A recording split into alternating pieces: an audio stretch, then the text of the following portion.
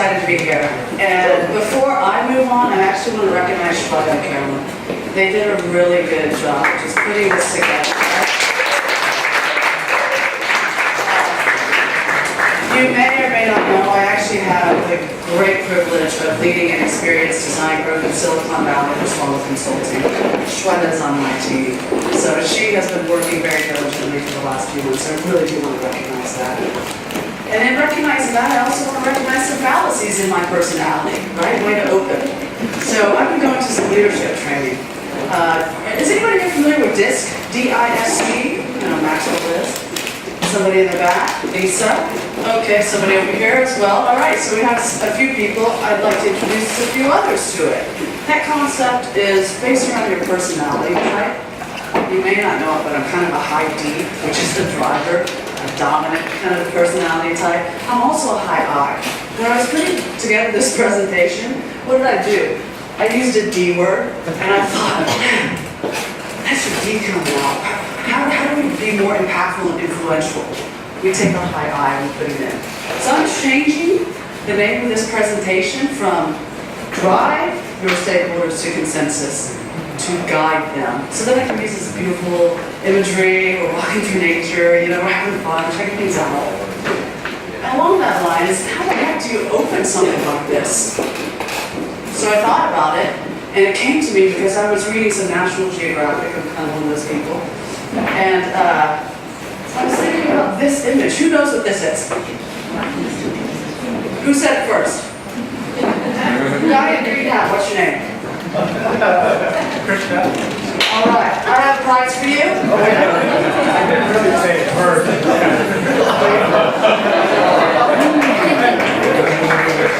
Machu Picchu, why is this important? Do you know what year? When was it not discovered but made public? 1927.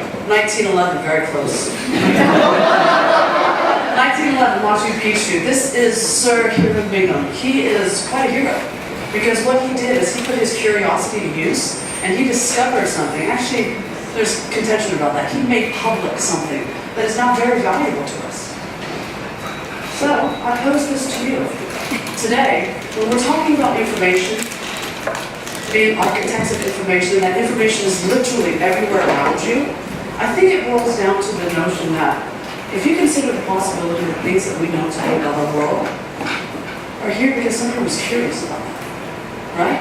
Think about that. We here as professionals are really curious about information. The application of it, the building of applications to apply the information, right?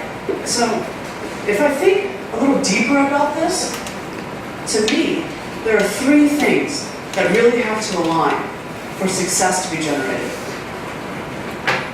Discovery requires the right people, the right information, and the right time.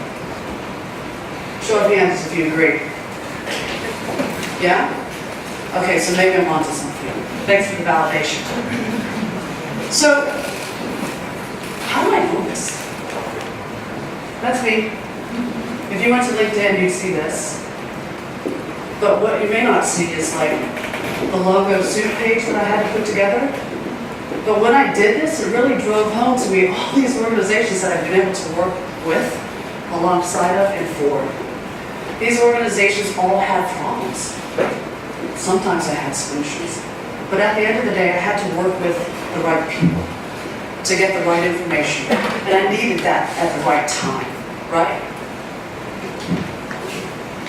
So, 6 main talking points today. My speak is a little shorter than the other, so I might go a little more rapidly than you might be prepared to receive. So if you do have questions, there's a very short Q&A at the end, but I'll be walking around too, so feel free to reach out to me. 6 main talking points. Very straightforward. Be prepared, explain the goals, actively listen, empower your room, change that energy. Give out some Schwag, right, green hat? Number 1, be prepared. This really seems like a no-brainer, right? But you'd really be surprised at how many times I've arrived to a meeting that I'm not the facilitator or the agenda holder for, and I know that we're going to collaborate. I know that we are doing things that change this business, right? The information that we have is so important in this moment in time. I didn't have a whiteboard. And to me, that was a problem. I didn't have sticky notes. I certainly didn't have Tesla Amazing. Did you see that? That was pretty cool. So, know your room. Be prepared. Get those sticky notes out. And this word with markers, I'm actually a very, very avid believer in markers as opposed to pens. Why? I like to bring out the inner child in me. I like to be creative. When I hold a pen, I'm doing work, right? Aren't you doing work when you hold a pen? Yeah, well, you've got a laptop up. Millennials, dang it. So when you're using a pen, it feels like work. But when you give somebody a marker, and you give them a whiteboard, and a reason to be creative, you'll be very surprised at what comes out. Write on large sticky pads and Windows. How many people have used Windows for whiteboards? Yeah, doesn't that feel good? Think out of the box. If your room is not equipped with whiteboards, you did not bring large sticky notes. You didn't even bring sticky pads, but you have an Expo marker. I bet that room has a window. Use it. You know, it's all empower you to think out of that box. Pretty simple, right? Remote users. Sometimes we're on meetings and we just have a phone. But if we have the capacity to see one another so that our inference ladder, you know, we're inferring that we think you hear what I'm saying, you're receiving my message. But then you may say something in a text message or an email, and I may infer incorrectly. But if I'm in a meeting with you and I can see you, your face, and engage with you, then all of a sudden we have a conversation that's more meaningful, right? And the information that I can receive from your physical presence, that energy that you're giving to me, is oftentimes more important than the words you say. So think about that as well. Know the people. There's too many people in this room for me to remember your names, but if we were in a smaller engagement, you see that I cheat. I'm definitely a cheater. I like to take out a piece of paper, and as agendas are being introduced, as people are introducing themselves, you'll see me write down a name. Even if I'm here on stage, I will still do that. Because I learned a long time ago. To a human being, the name is one of the most beautiful sounds that you hear. Your mom and dad gave that to you. You were raised your whole life. You know that you are being responded to, and you know that you're being received because someone said your name, right? So use people's names in meetings. And also, if you use someone's name, you are likely to help someone else. What's this gentleman's name? Anybody? Maxwell. How do I know that besides his name tag? You know, I work with him. But now that you know Maxwell, come say hello. He's got some valuable information. Wonderful human being. So I just helped you out, right? All right. Let's find the goals. Anybody heard of OR? Okay, 1, 2, 3, yeah? So, very straightforward. You want to explain the outcomes of the day. You want to have an agenda. Be prepared to talk about that. You also want to have roles that are explained to everybody and explicitly. And rules are very, very good. So, going back to the top, outcomes. Why are we here today? We're here to learn, right? And so, today's outcome, because you have put in your energy, should be that you have received some knowledge and you're going to walk away with greater connections, a greater sense of self, a greater sense of information architecture in this world where, I saw this poster back here, 57 cities, 23 countries.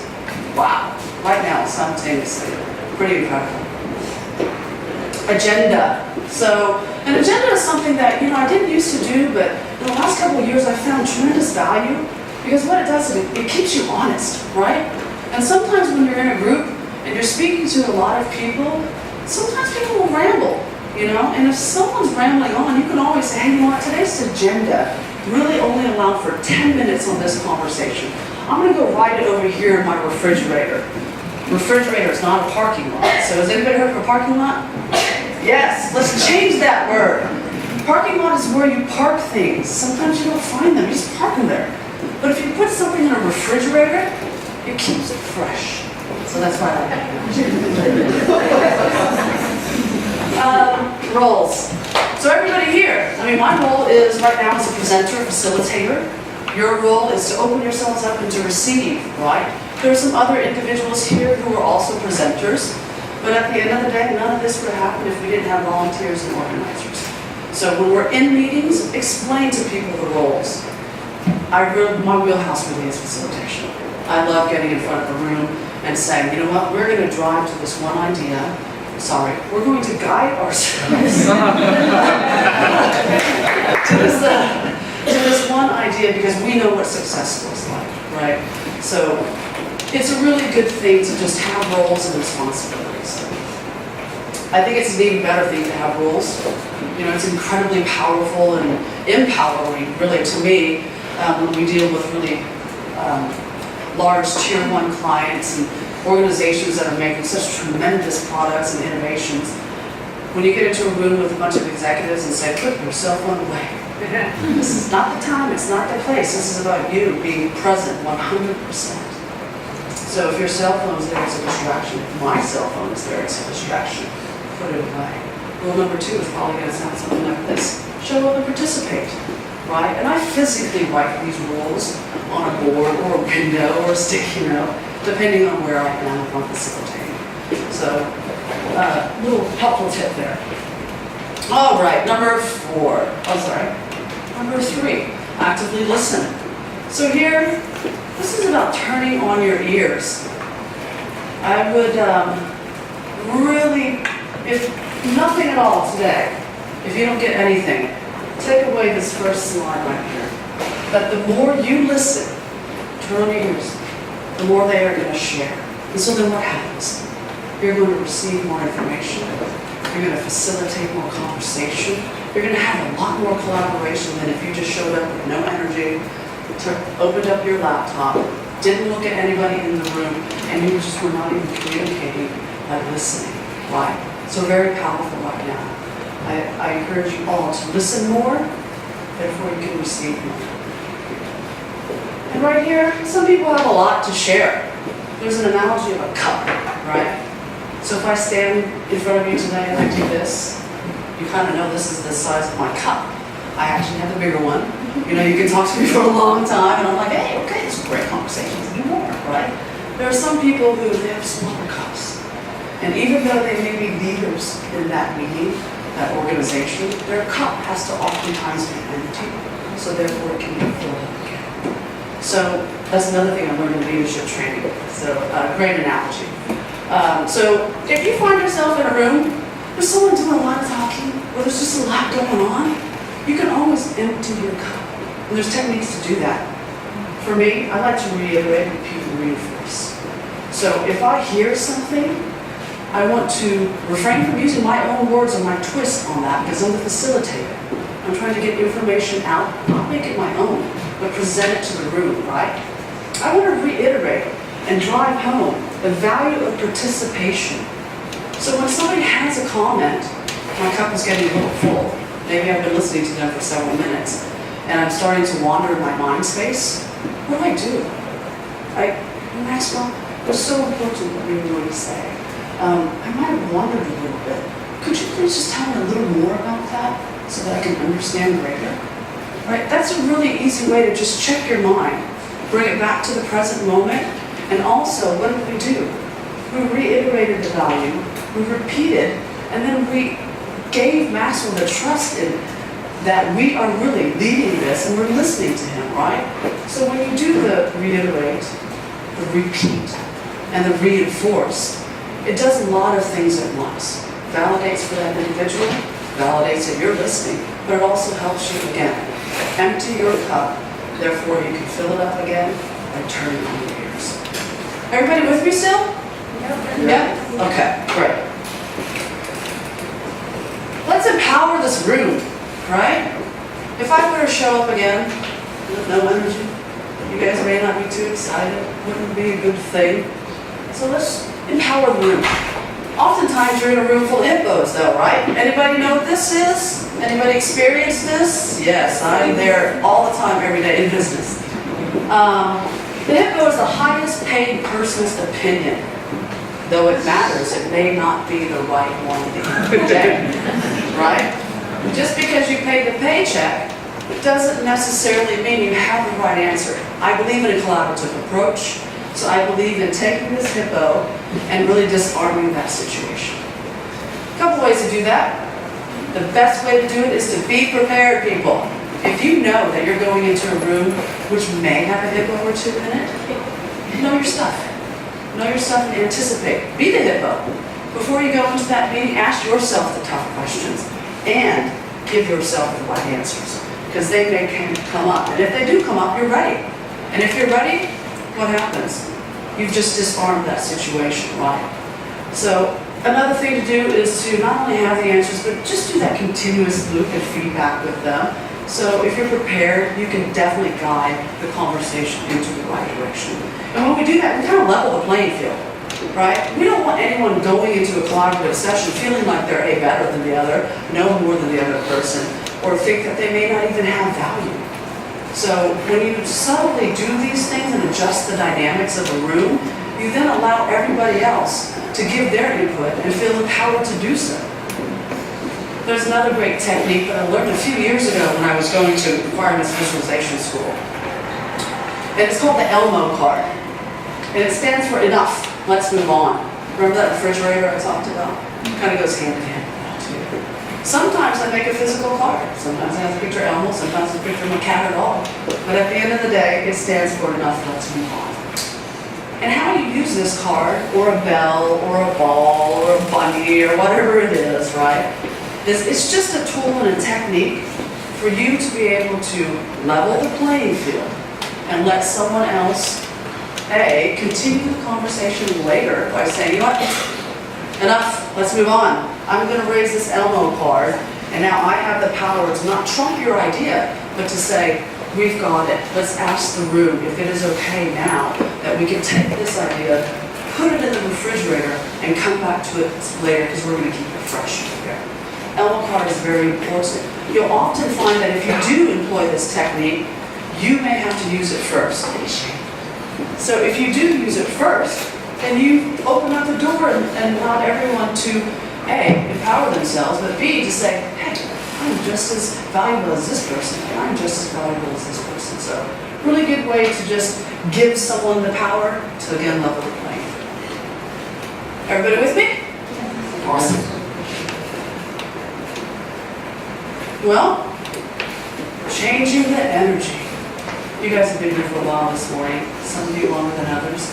So, you just have to learn how to recognize your fatigues, I said. When we're working with one another, we have a tendency to always want to keep the energy up. But it doesn't happen that way, right? I mean, we're humans. We're based on energies and recharge. What if I do this to you? Why did you do that? Felt it, man. See? He felt it. I came up to him, I presented something, and he felt it, right? You can do that too. You can make a difference.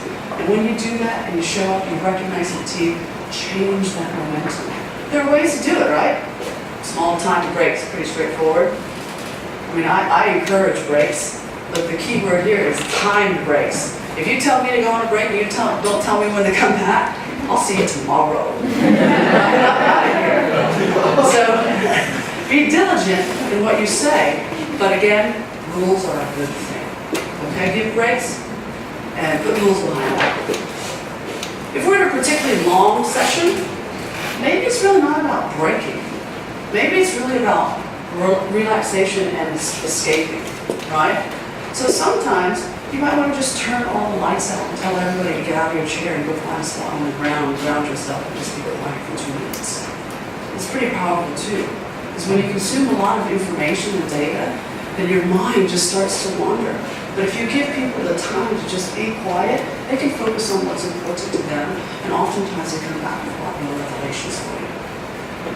And then Mindscape for music, large groups and long sessions. Sometimes it's really great if you're a facilitator to prepare ahead of time, and if you see that fatigue is setting in, maybe you just say, okay, great, we're going to listen to this one gorgeous piece of music for 12 minutes, because there's this one song. I want you to all close your eyes.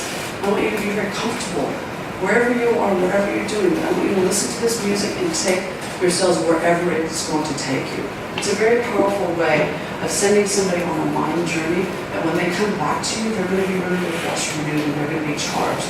Their cup is going to be empty to receive. So shake out your limbs and move around. My wife is here. She sees me doing this all the time. I change the energy in my house because I have 3 dogs and 2 cats. I get up and I greet the sun every morning and I'm like, hey, what kind of day is it, girl, right? I'm like, it's a good day out here. And if I'm working on like this presentation for 40 or 45 minutes, and I find that my mind is starting to go somewhere else, I will get up and I will be loud and I will go run with my dogs or, chase my wife around, whatever we need to do. But I like to change the energy, so I invite you all just to shake it out. It's 10. Yes, that's what I'm talking about. Just shake it out, right? It's a good thing.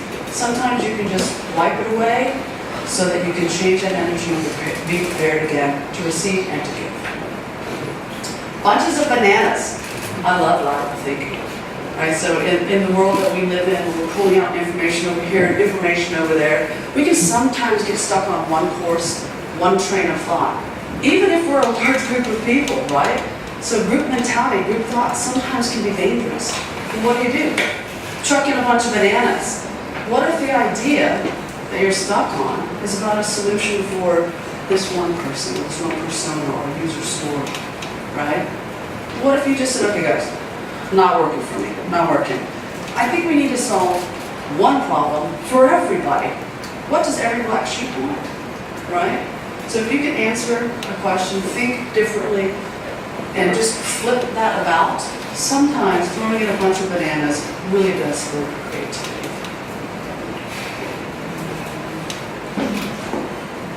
I'm glad to say I'm flying through this at record time. So we're on one of the last slides. Schwag, tchotchke, giveaway, marketing, good stuff, right? We all love this. At the end of the day, for me, the reason why I do this is because sometimes I wanted to make an even more lasting impression. I also want to reinforce that what you heard, what you did, what you said, participated in today is really valuable to me. So I'm going to reward you. Business cards aren't really rewards. They're cool, right? How many people still use business cards? Okay. I love them. Go order yourself some business cards. I think it's a great way, it's a very inexpensive way. Make your own personality, put your own thought into it, and leave a business card. Sometimes I'll refer back to them. I have stacks of them laying around, It's a good thing, tactile things. Digital is good, but tactile is better, I think. Actually, I like Schwag is better. So, promotional products. We live in this day and age where things can be done for so cheap, and I really order your own, but give away some promotional products on top of that business card that you're going to give away, right? I think that if I gave you some squeezy or something that made noise or something other than a business card, you might find it fun or remember me. Last year, our 2015 Salon UX giveaways were these little squishy cell phones, looked like an Apple iPhone on back and had our branding on there. You wouldn't believe how popular those were. I ordered 300 and said, gosh, more. I'd give them away and people would come up to me and say, remember that meeting yesterday? I brought that phone home and my daughter took it and my son's mad. So I ended up having to give more away, which is a great thing, right? So give Schwag away. Oh yeah, I think the Oprah effect. You get a card. You get it. One day I'll be able to do that. So that's it. That's all.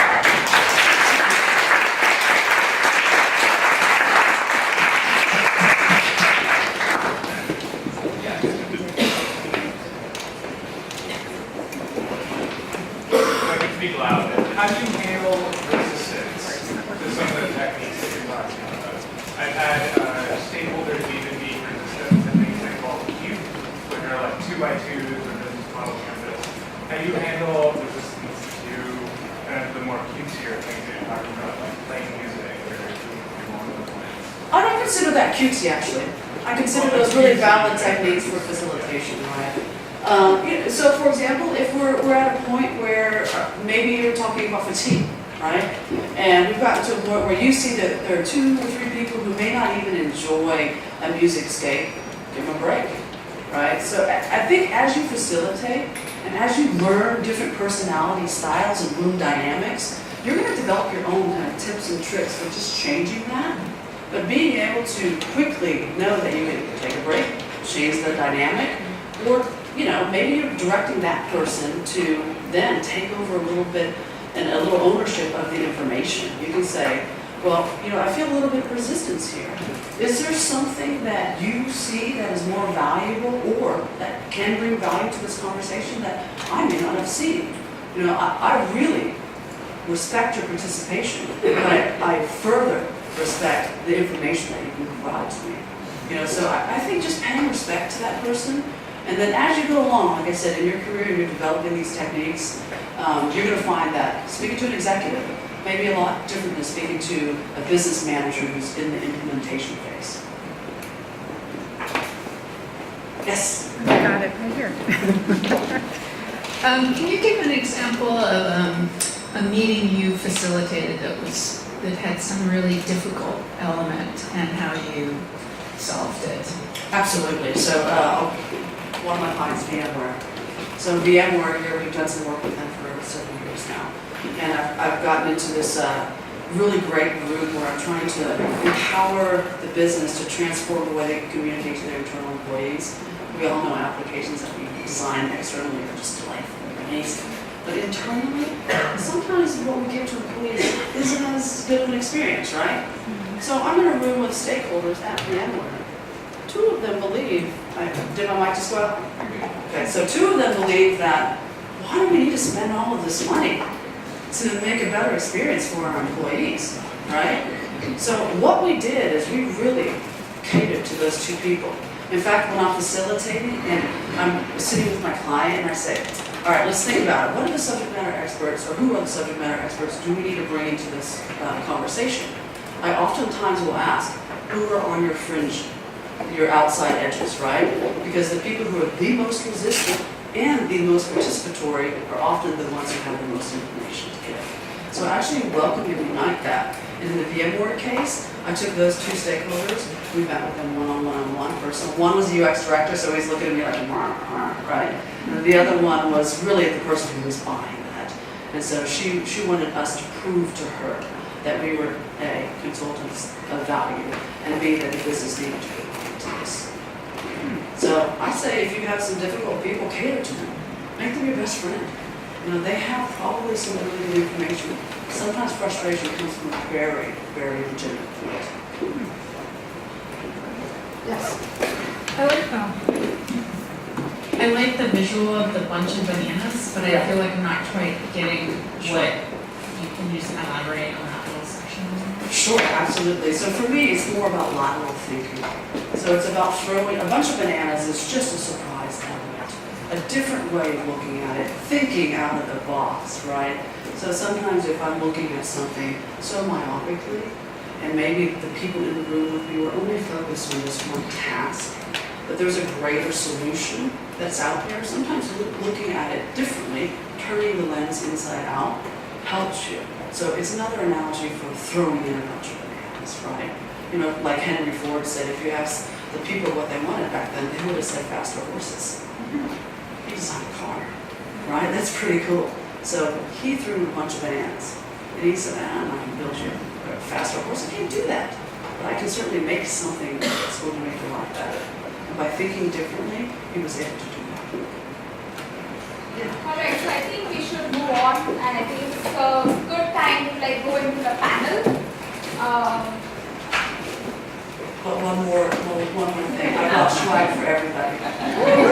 So,